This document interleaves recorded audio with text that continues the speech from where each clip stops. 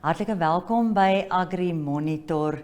Soos gewoonlik bespreek ons die nuus wat vandag in Agri Monitor is. Ons gaan ook vele video's wys van verskillende huldeblyke wat deur die landbousektor by die roudiens van wyle president Hage Geingob gelewer is. Baie hartseer. Die begrafnis was die naweek gewees en nou gaan ons voort met die nuus. Gewoonlik het ons ook vir julle die veilings en die dagboek. Kom ons begin by die nuus. Op die voorblad het ons 'n artikel oor die vee- en wildboere wat reuse verliese ly weens verskeie faktore. Omvattende ontleding deur die Lewendehaweprodusente-organisasie, in kort die LPO, toon verbysterende verliese van byna 14,4 miljoen wat deur roofdiere, diefstal, droogte-verwante siektes en rampe as ook probleemdiere in 2023 veroorsaak is. Die groot probleem is, slegs 1248 voorvalle is deur LPO-lede gerapporteer. Daar word 'n beroep op boere gedoen om asseblief voorvalle meer gereeld te rapporteer. Anders kan daar nie regtig statistieke gekry word nie. So roofdiervoorvalle het veeverliese van meer as 5,64 miljoen Namibiese dollar veroorsaak. Droogte 4,8 miljoen wat vee- en wildvrektes veroorsaak het. En diefstal en vee- en wildstropery het verliese van 3,25 miljoen veroorsaak. En natuurlik, veral olifante, eiendomsskade weens mensdierkonflik was 678.700.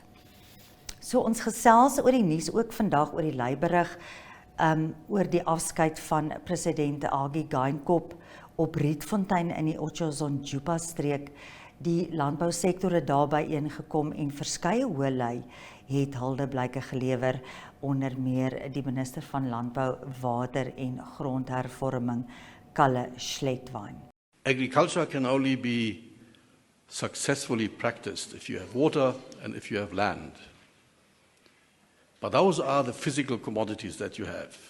You must then have the institutions that integrate, that bring about security of supply of the commodities, that bring about inclusiveness, because it is humans that are farmers, not machines, humans. They must live together in peace. They must react to each other, and they must live in an integrated manner to be successful. Farmers must link to markets and traders.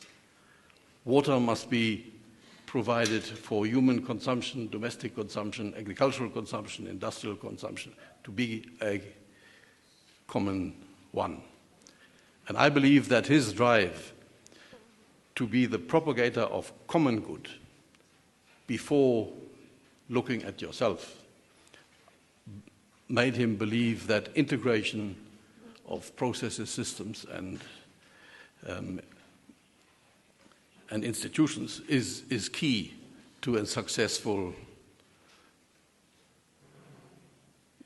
governance structure. That is why he didn't support tribalism. Of course, racism, that was the fight of liberation, where one race implemented an unjust system on the back of the other. That needed to be corrected. And there is one element, I think, that was also mentioned today, which was very, very close to him, and that is we must not forget that the oppressed were not only oppressed because they didn't have a livelihood, because they didn't have a proper education, but the biggest, probably the most painful element was the loss of dignity. They were treated as some underdog, and they lost their dignity.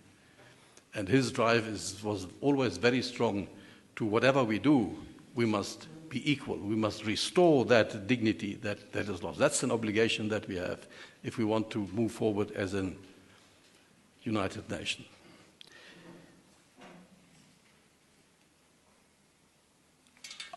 I also believe that when we talk about the agricultural sector, yes, Hage was a farmer, and we heard that first he was not so much convinced that it is good to be a farmer, and he refused to get involved. But later on, he realized that farming is not only a material business from which you make your money. It is a profession that links you emotional to land, that links you emotionally to processes and activities. Director of Ceremonies, bereaved Geingob family, follow mourning Namibians. Today we pay tribute to the late President Hage Geingob, the man who came back from exile to a very divided and hostile Namibia in 1989 and succeeded in creating an environment of calm and tranquility and peace. As a deeply divided pack of politicians and legislators sat down to constitute the roadmap for the road ahead, the nation held its breath. Under his leadership, a model was created that relieved much of this tension. A constitution that we all can relate to and live with. A constitution that formed the foundation on which we started building the Namibian house. He went on in the spirit of reconciliation, guiding the nation to a path of peace and respect for each other, irrespective of our diverse, where we come from. He taught us to think inclusive rather than exclusive, to talk rather than to fight. His famous words was to leave nobody behind.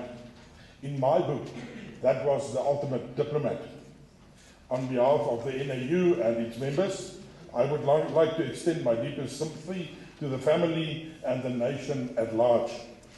The smooth transition of his departure pay homage to him and his legacy. Rus in vrede, groter. Kaisek ire, kaisek kosari, rest in peace. All protocol observed. Ladies and gentlemen, today we gather to pay tribute and celebrate the life of a remarkable leader, a farmer and a true Namibian hero. We are mourning the late His Excellency Hage Geingob, former President of the Republic of Namibia. Standing here today on behalf of the Namibian Economic Board's Board of Directors, management and staff, our hearts are filled with pain and sorrow as we mourn an extraordinary giant. On behalf of the NAB, I extend our deepest condolences to his wife, former First Lady Monica Geingob, his children and his family, as well as the entire Namibian nation. President Geingob was a steadfast supporter of the crop industry, recognizing its pivotal role in the nation's economy, especially food security.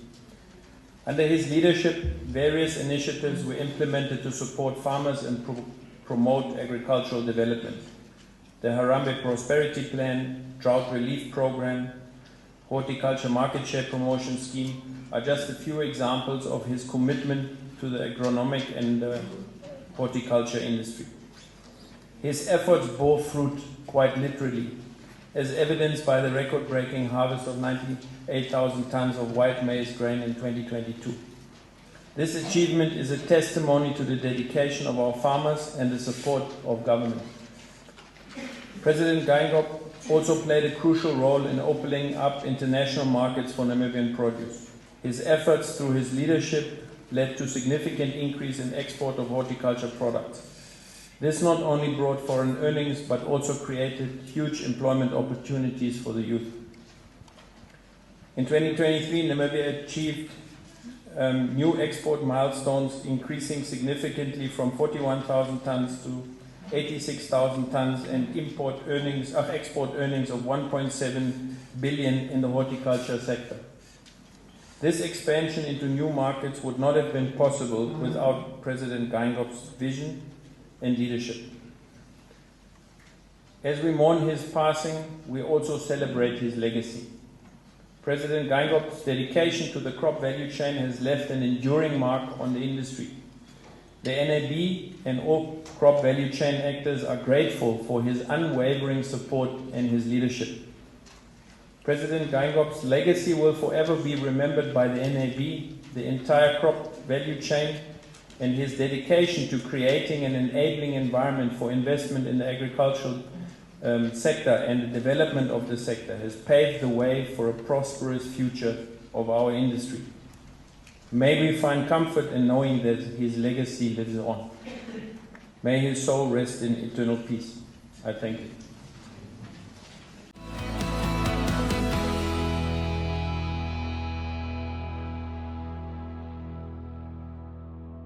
Op Agri Monitor se agterblad is 'n pragtige foto-collage van die groot jagskou wat in Salzburg in Oostenryk was.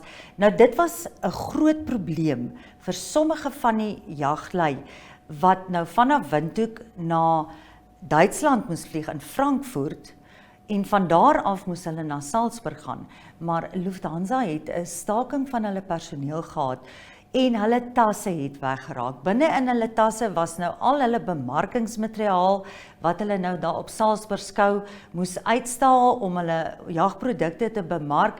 So hulle is regtig deur groot omslommernis om uiteindelik daar uit te kom, maar hulle is daar volgens die Namibiese Professionele Jagtersvereniging van Namibië, NAVA, Axel Kramers, die president, hy het vir ons gesê, daar was 'n reuse belangstelling in Namibië, so dit het op die ou en baie goed geëindig, maar die Haan Kok van NAVA het vir ons foto's geneem, en een van die jagters, Corinne van Wyk, sy het ook vir ons foto's geneem, en sy was een van die wat so gestrand was op lughawens. So ons sê vir hulle baie dankie dat hulle vir ons foto's gestuur het, midde al die drama wat hulle deur is. Did you know you can buy a new or second-hand vehicle, such as light delivery vans, trailers, small trucks and tractors for agricultural use? The repayment period for these vehicles ranges between 5 and 10 years. Contact your nearest Agribank branch or visit our website at www.agribank.com.na for more information about this loan product. You can also visit us on Twitter, Facebook, Instagram, LinkedIn and YouTube. Agribank, your all-season bank.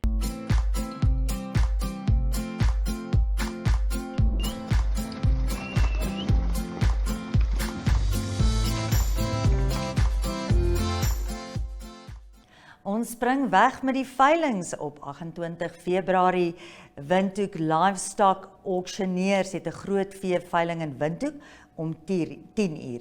Agra het 'n kommersiële veeveiling op Okahanja om 10 uur. Op 29 Februarie het Namboere veiling, dit is Zikukutse se produksieveiling in Windhoek en dit is om 6 uur die aand. Op 1 Maart het Agra 'n Kynel Meatmaster veiling in Windhoek om 10 uur. Op 7 Maart het Agra 'n JJ Blou en Seuns produksieveiling in Windhoek om 6 uur die aand. Op 8 Maart het Agra die Leroux van Wyk en gaste dorperveiling op Stampret en dit is om 10 uur. Op 15 Maart hou Agra 'n noordelike kleinvee produksieveiling op Otjozondjupa-strek, dit is ook om 10 uur die oggend. En dan 'n groot wildveiling, daar is baie belangstelling daarvoor. Op 16 Maart, die Klaverberg en Vriende stoetwildveiling op Midgard Country Lodge in die Okahanja distrik en dit sal om 12 uur wees. Moenie daai groot wildvee veiling misloop nie.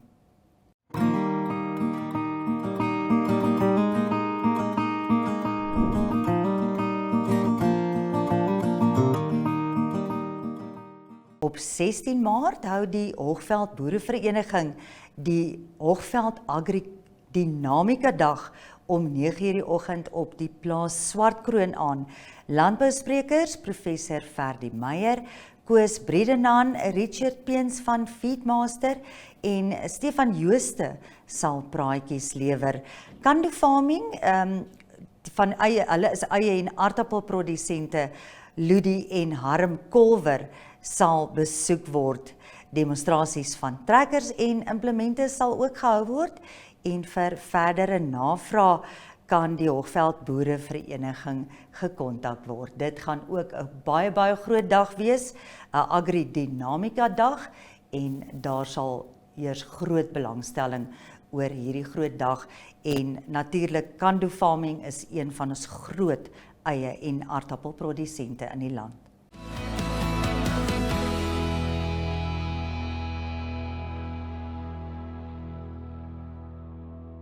Ons speel uit met die onafhanklike weerkenner Johan van der Berg se video op AMT. Oor wie nou eintlik seevier? Is dit El Niño of is dit La Niña? En ons weet La Niña bring vir ons reën. Daar is weervoorspellings wat gesê het La Niña gaan in die herfs kom. So kom ons kyk wat sê Johan van der Berg. Mooi week verder en soos gewoonlik hoop ons altyd op reën en ons hou ons oë na bo. Totsiens.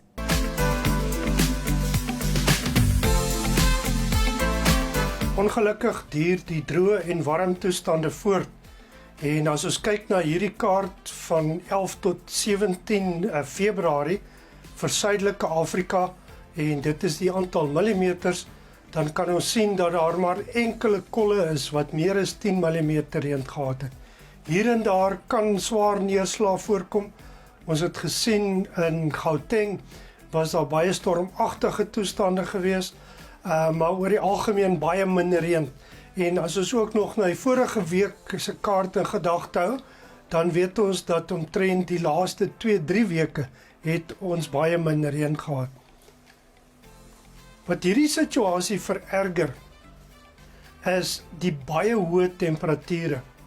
En hierdie is die maksimum temperature, die hoogstes wat gemeet is, ook in daardie week van 11 tot 17 Februarie. En kan ons sien dat groot dele van die Noord-Kaap, die dele van die Klein Karoo, Oos-Kaap en groot dele van Botswana en Namibië, die persgedeeltes, bokant 40 grade die temperature was.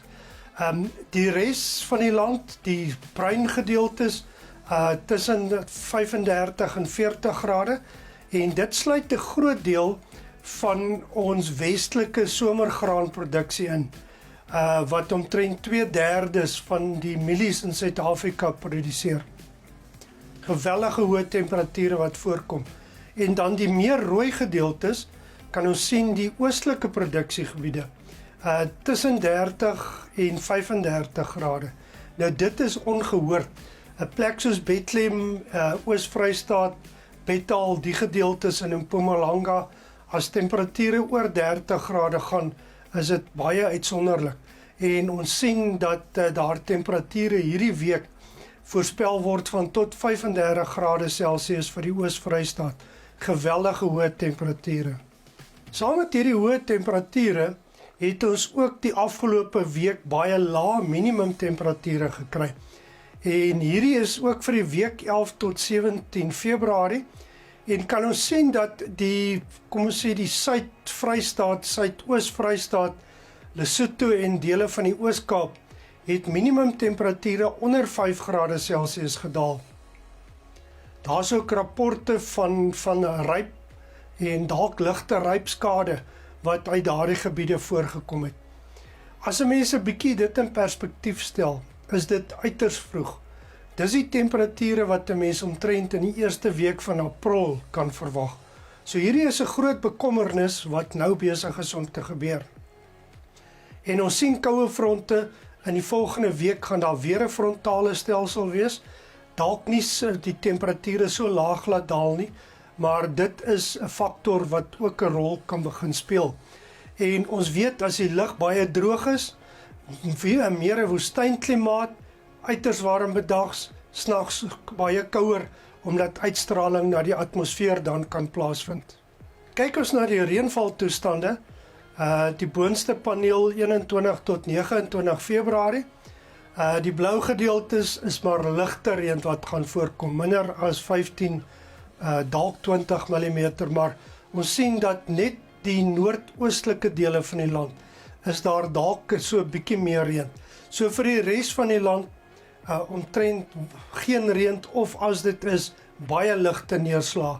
En dit kan steeds gepaard gaan met stormagtige en baie windtoestande as ook haal.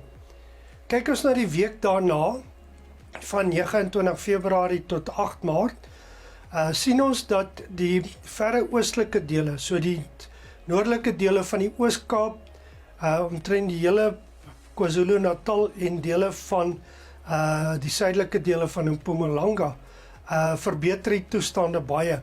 En dit kan dalk redelike swaar reën veroorsaak en ons moet maar versigtig wees daarvoor. Dit kan afsny laagstelsel of 'n laagdrukstelsel wat kan vorm, so daar kan baie swaar reën plek voorkom. Maar vir die res van die land, weer eens omtrent nie reën nie, baie min reën. So vir die volgende 2 weke toestande vir reën oor die grootste deel van die somergraangebied, baie ongunstig. Tans is daar 'n swakkerige sikloon, ek dink nie dis al sikloonsterkte nie, net oos van Madagaskar, en windsnelhede is in die orde op die sterkste hier by 120-130 km/h, wat so raak aan 'n tipe 1 sikloon of 'n fase 1 sikloon dan. So dit gaan onderliggend ook nog tropiese vog meer ooswaarts kanaliseer, toestande vir reën ongunstig maak. Ons kyk 'n bietjie of waar nie ligpunt ergens is nie. En hierdie 4 panele is die seeoppervlaktemperature onder die sogenaamde Niño gebiede. So dis 'n dwarsdeursnit, so tot omtrent 300 meter in die oseaan op die ewenaar. So aan die linkerkant Australië, regs Suid-Amerika, en dis van omtrent 24 Desember, elke 2 weke 8 Januarie, 23 Januarie, 7 Februarie. En wat opmerklik is dat die rooi oppervlakwater, dit is die El Niño, vinnig besig is om verplaas te word deur koeler water uit die dieper laag, wat die La Niña verskynsel verteenwoordig. En ons sien dat daardie laagie in die laaste week hiervan rondom 7 Februarie, baie dun is al die rooi gedeelte. So waarskynlik hier in Maart gaan die kouer water nader in die oppervlakte wees, wat vir ons behoort oor te gaan in La Niña toestande. Er is steeds bekommernis op die kort termyn, die sogenaamde suidelike oscillasie-indeks of SOI, wat 'n aanduiding is van hoe die weer- en klimaatsisteme koppel met die see-oppervlaktemperature, het die afgelope 30 dae baie skerp gedaal van meer La Niña neigend na El Niño neigend, die rooi lyn. Die 90 dae lopende SOI is ook negatief, maar hierdie is 'n negatiewe sein, en ek dink dis deel van die baie warm en droë toestande wat ons nou ervaar, is hierdie vinnig dalende fase van die suidelike oscillasie-indeks. Net so ter opsomming, hitte en droë toestande gaan voortduur oor die sentrale tot westelike dele veral, verbeter ooswaarts vanaf die begin van Maart. Eerste ligte ryp van die seisoen het in die Suid-Vrystaat en dele van die Oos-Kaap voorgekom. Dis baie vroeg en dit kan dalk 'n aanduiding wees van swaarder ryp wat ook vroeër as gewoonlik gaan voorkom. El Niño behoort te verswak in Maart. Dit kan dalk nog betyds wees vir reën voor die winter. La Niña vanaf die winter en die somer van 2024-25 lyk baie waarskynlik. Maar vir die volgende korttermyn ongunstig, maar dit behoort te draai in die volgende paar maande, maar veral in volgende seisoen.